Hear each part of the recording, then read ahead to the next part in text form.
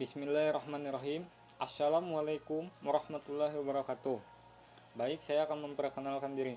Nama saya Muhammad Fikridain. Nomor induk mahasiswa 20010102032. Mata kuliah Psikologi Umum. Baik, saya akan menjelaskan mengenai materi psikologi. Pertama, pengertian psikologi. Psikologi adalah ilmu yang mempelajari tentang kejiwaan. Psikologi adalah ilmu pengetahuan yang mempelajari tentang tingkah laku manusia atau human behavior serta hakikat jiwa dari awal hingga akhir. Psikologi adalah ilmu pengetahuan yang mempelajari tingkah laku dan proses mental.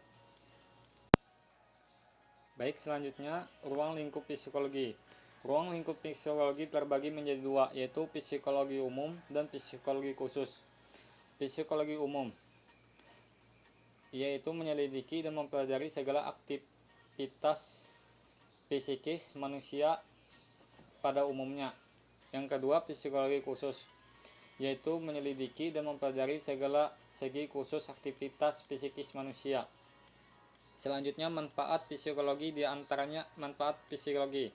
Manfaat psikologi diantaranya adalah dapat memahami penyebab dari munculnya perilaku, dapat memahami diri sendiri, dapat membantu orang lain. Selanjutnya, ilmu psikologi saling berhubungan dengan ilmu lainnya, seperti fisiologi dengan ilmu sosiologi, psikologi dengan ilmu pendidikan, psikologi dengan ilmu antropologi, psikologi dengan ilmu biologi, dan psikologi dengan ilmu filsafat. Selanjutnya, sejarah perkembangan dan pertumbuhan psikologi. Sebelum tahun 1879, psikologi dipelajari oleh ahli filsafat dan ahli PAHAL, sehingga dianggap sebagai bagian dari keduanya. Pada masa itu belum ada pembuktian secara empiris dan ilmiah. Para ahli hanya mengemukakan argumen-argumennya dan diikuti dengan pembuktian pemikiran belaka. Beberapa tokoh psikologi pada masa itu yaitu Plato, Aristoteles, dan Augustine. Lalu pada abad ke-19, Wilhelm Wundt telah melepaskan psikologi dari ilmu filsafat dan ilmu paat, serta ilmu alam, dengan mendirikan laboratorium psikologi pertama pada tahun 1875. Sejak saat itu, psikologi dianggap sebagai ilmu yang telah berdiri sendiri, dan Wilhelm Wundt disebut sebagai bapak psikologi modern. Selanjutnya, fase perkembangan dan pertumbuhan psikologi. Fase perkembangan dan pertumbuhan psikologi terbagi menjadi dua, yaitu psikologi kuno sebagai bagian dari filsafat. Yang kedua, psikologi sebagai ilmu yang berdiri sendiri. Psikologi kuno. Pada fase ini umumnya ahli psikologi juga merupakan ahli filsafat, maka tidak heran mengapa filsafat dapat mempengaruhi psikologi pada masa ini. Ada dua ahli filsuf yang mempengaruhi, yaitu Plato dan Aristoteles. Plato berpendapat bahwa dunia jiwa berisi ide-ide yang berdiri sendiri serta terlepas dari pengalaman hidup sehari-hari. Meski Plato dan Aristoteles adalah dua filsuf yang berpandangan pemisahan jiwa dan badan muslim, tetapi ada perbedaan dari paham keduanya. Aristoteles, murid Plato, berkeyakinan bahwa segala sesuatu yang berbentuk kejiwaan harus menempati suatu wujud tertentu, di mana wujud ini merupakan pernyataan atau ekspresi dari jiwa. Psikologi sebagai ilmu yang berdiri sendiri. Pada tahun 1879 berdiri laboratorium psikologi pertama yang didirikan oleh Wilhelm Wundt di Leipzig, menandakan psikologi sebagai ilmu yang berdiri sendiri. Tokoh penganut strukturalisme ini mengemukakan teori yang mengurai struktur dan jiwa. Wundt percaya bahwa jiwa terdiri dari elemen-elemen dan ada mekanisme terpenting dalam jiwa yang menghubungi elemen-elemen kejiwaan satu sama lainnya sehingga membentuk suatu struktur kejiwaan yang utuh yang disebut asosiasi. Oleh karena itulah Wilhelm Wundt juga disebut sebagai tokoh asosianisme. Selanjutnya, aliran-aliran dalam psikologi. Beberapa aliran psikologi memperoleh tanggapan pro kontra di masa berikut. Ini aliran-aliran psikologi antara lain: 1. Strukturalisme, 2. Fungsionalisme, 3. Behaviorisme, 4. Psikologi psikoanalisis, 5. Aliran humanistik, 6. Aliran Gestalt. 1. Strukturalisme yang dikemukakan pertama kali oleh Wilhelm Wundt melalui penelitiannya. Dikemukakan pertama kali oleh Wilhelm Wundt. Mereka itu bekerja dan menyelidiki struktur kesadaran dan kemudian mengembangkan hukum-hukum pembentuknya. Yang kedua, fungsionalisme mempunyai arti tersendiri, yaitu orientasi psikologi yang menekankan pada proses kejiwaan yang sedang dihadapi dan menghargai manfaat. Aliran ini bersifat dominan. Aliran fungsionalisme berbeda dengan aliran strukturalisme yang terlahir dari pragmatisme, sebuah filsafat yang terdiri dari beberapa tokoh. Mereka adalah William James, James Roland Angell, dan John Dewey.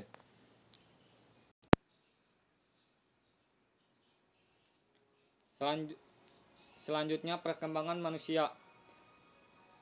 Perkembangan manusia dalam buku Human Development definisi, perkembangan manusia adalah proses perubahan dan kemantapan atau kematangan yang dilalui sepanjang rentang kehidupan seseorang.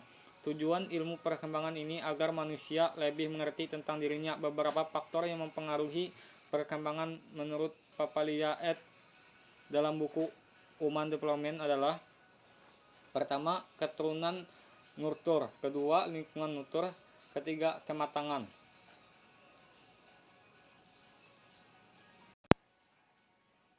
Keturunan nurtur yaitu sifat bawaan dari orang tua biologis, misalnya kecerdasan dan watak. Kedua, lingkungan nurtur yaitu tempat dan kondisi sosial di mana individu tumbuh dan berkembang.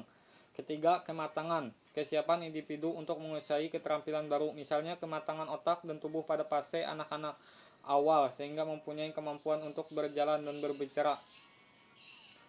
Karakteristik diri dan pengalaman sangat berperan dalam beradaptasi dengan lingkungan internal dan eksternal seperti keluarga, status sosial dan ekonomi, budaya, dan ras atau suku. Secara umum, perkembangan adalah perubahan ke arah yang lebih dewasa atau bisa disebut dengan proses perkembangan mencakup 3 aspek, yaitu perkembangan fisik, perkembangan kognitif, dan perkembangan kepribadian dan sosial. Selanjutnya, tahap-tahap perkembangan manusia. Masa bayi sejak lahir sampai usia 2 tahun, masa anak-anak usia 2 sampai 12 tahun, masa preadolesen usia 12 sampai 15 tahun, masa adolesen usia 15 sampai 20 tahun, masa pematangan diri setelah usia 20 tahun. Selanjutnya, teori empirisme. Istilah teori empirisme diambil dari bahasa negara Yunani empiria, yang berarti caba-caba atau pelajaran masa lalu. Teori empirisme menjelaskan bahwa psikologi pendidikan tentang kebenaran yang sempurna tak diperoleh dengan akal, tetapi diperoleh atau bersumber dari panca indera individu, yakni mata, lidah, telinga, kulit, dan hidung. Tokoh teori empirisme ialah seorang filsuf Inggris bernama John Locke yang mengembangkan teori tabula rasa, yakni individu lahir kemasyarakatan bagaikan kertas putih yang bersih. Menurut teori ini, pendidikan sebagai aktor luar pemegang peranan yang sangat penting. Selanjutnya, teori nativisme. Nativisme merupakan kata dasar dari bahasa Latin natus yang artinya lahir atau nativus yang mempunyai arti kelahiran. Nativisme merupakan sebuah doktrin yang berpengaruh besar terhadap teori pemikiran psikologis. Teori nativisme ini dipelopori oleh Arthur Schopenhauer, seorang filsuf Jerman. Dalam ilmu pendidikan, teori nativisme ini dikenal sebagai pandangan pesimisme pedagogis. Teori ini disebut pula dengan biologisme karena mementingkan kehidupan individu saja tanpa memperhatikan pengaruh-pengaruh di luar. Perkembangan individu sangat dipengaruhi oleh faktor genetik, keturunan, faktor kemampuan bakat, dan faktor pertumbuhan.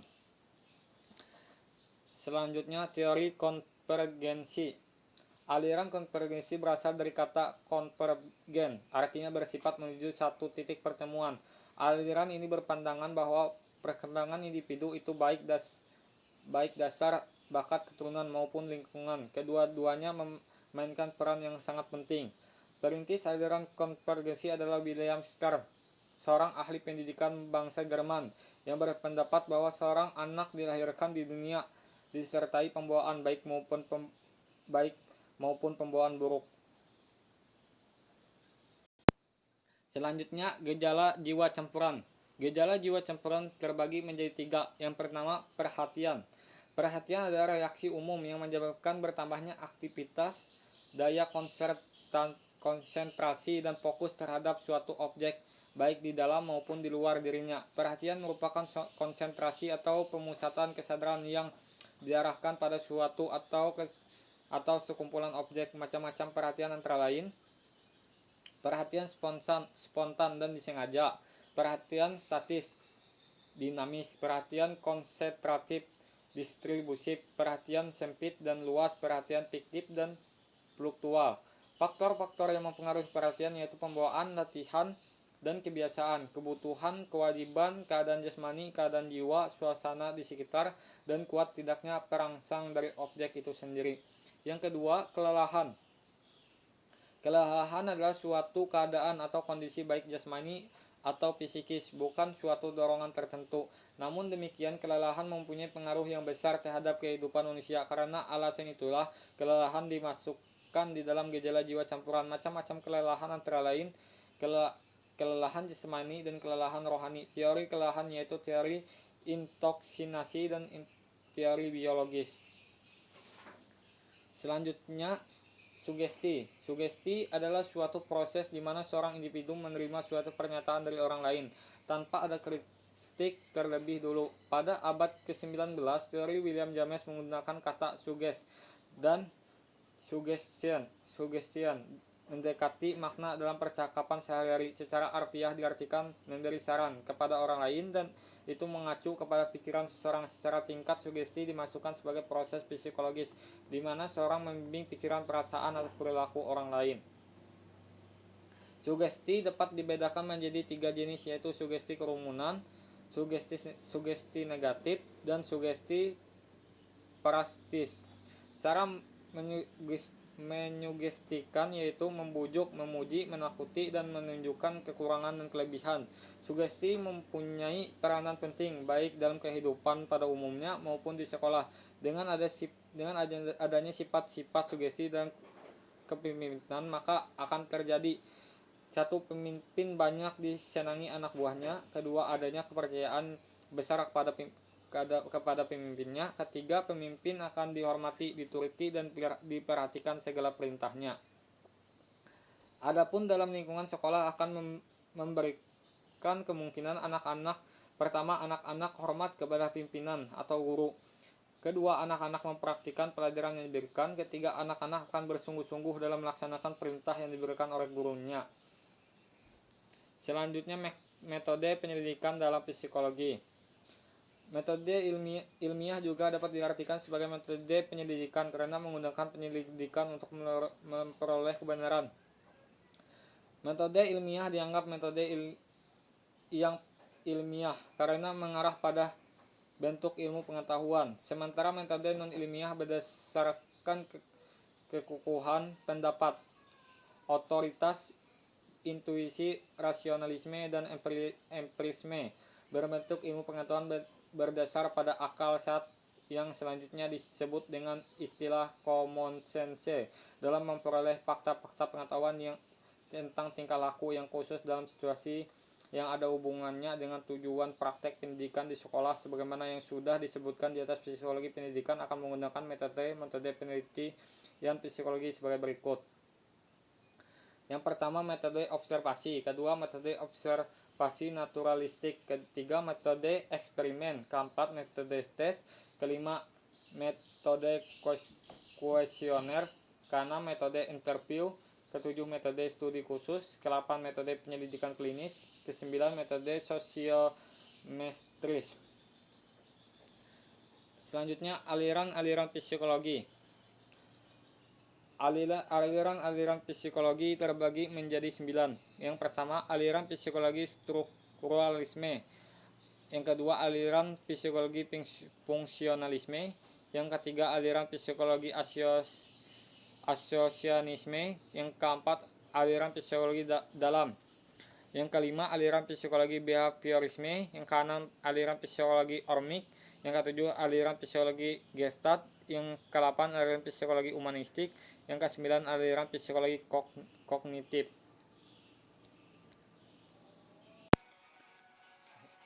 Pertama, aliran psikologi strukturalisme.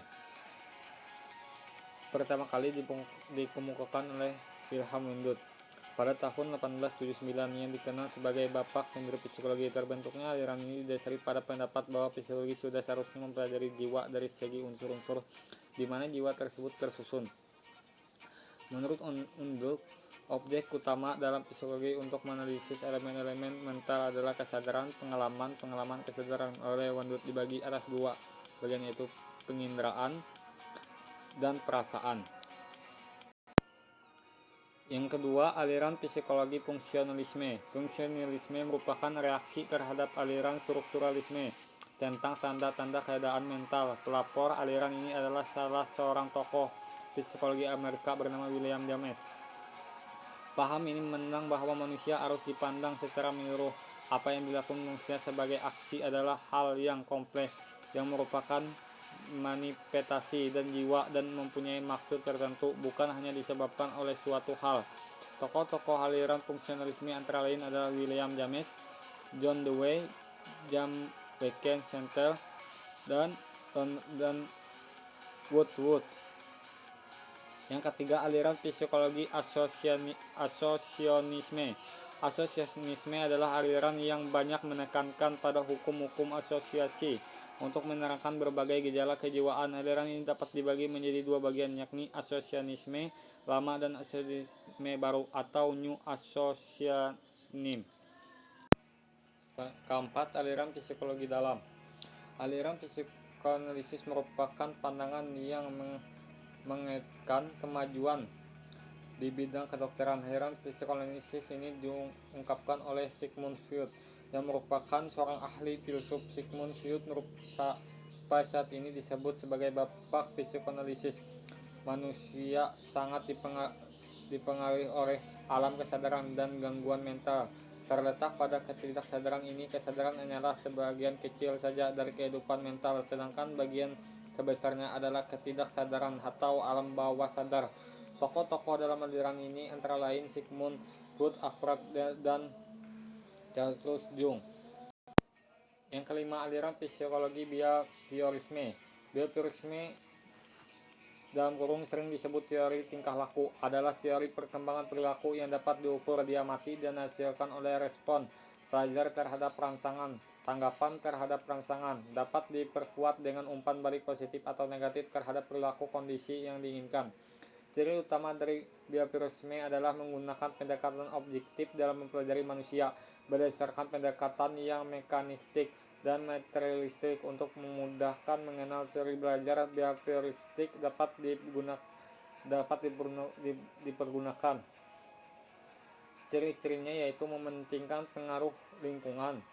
Yang kedua, mementingkan bagian-bagian daripada keseluruhan. Yang ketiga, mementingkan peranan reaksi atau respon. Yang keempat, mementingkan mekanisme terbentuk hasil belajar. Yang kelima, mementingkan hubungan sebab akibat pada waktu yang lalu. Yang keenam, mementingkan pembentukan kebiasaan. Yang ketujuh, ciri khusus dalam pemecahan masalah dengan mencoba dan gagal, trial and error. Tokoh-tokoh dalam aliran ini antara lain Ivan Pavlovich dan Pavlov, Erwin Lee, Thorndike, John Bordus Watson, Bartus Ferenczi, Skinner, dan Albert Bandura. Yang keenam, aliran psikologi ormik. Aliran psikologi ormik. Istilah ormik berasal dari horologi yang artinya sebenarnya ialah dorongan dasar tingkah laku, tidak dapat dipelajari terlepas dari tujuan tingkah laku yang tanpa tujuan, tidak lebih daripada refleks. Dan refleks menurut MC Dougall bukanlah tingkah laku. Dorongan dasar dari suatu tingkah laku adalah insting, naluri yang merupakan pembawaan psikofisik. Psychophysical disposition. Naluri ini atau purposive artinya mempunyai tujuan tertentu, dan inilah yang membuat tingkah laku selalu bertujuan. Tokoh aliran ini adalah William MC Dougall. Yang ketujuh, aliran psikologi Gestalt. Kata Gestalt berasal dari bahasa Jerman yang dalam bahasa Inggris berarti form. shape configuration. Wall dalam bahasa Indonesia berarti bentuk atau konfigurasi. Al peristiwa pola totalitas atau bentuk keseluruhan psikologi. Aliran Gestalt memandang totalitas batin yang mengatur atau menginisiasikan totalitas sebagai suatu hal yang utama, sedangkan elemen kejiwaan lainnya merupakan faktor sekunder. Gejala-gejala psikis tertentu yang bersifat khusus menurut Gestalt merupakan totalitas yang menentukan tenaga batiniah dalam jiwa manusia. Tiga tokoh utama dari teori psikologi Gestalt adalah Kurt Kopra, Max Wertheimer, dan Wolfgang Kohler. Ketiga tokoh ini berpendapat manusia seringkali cenderung mempersepsikan apa yang terlihat dari lingkungan sebagai kesatuan yang utuh.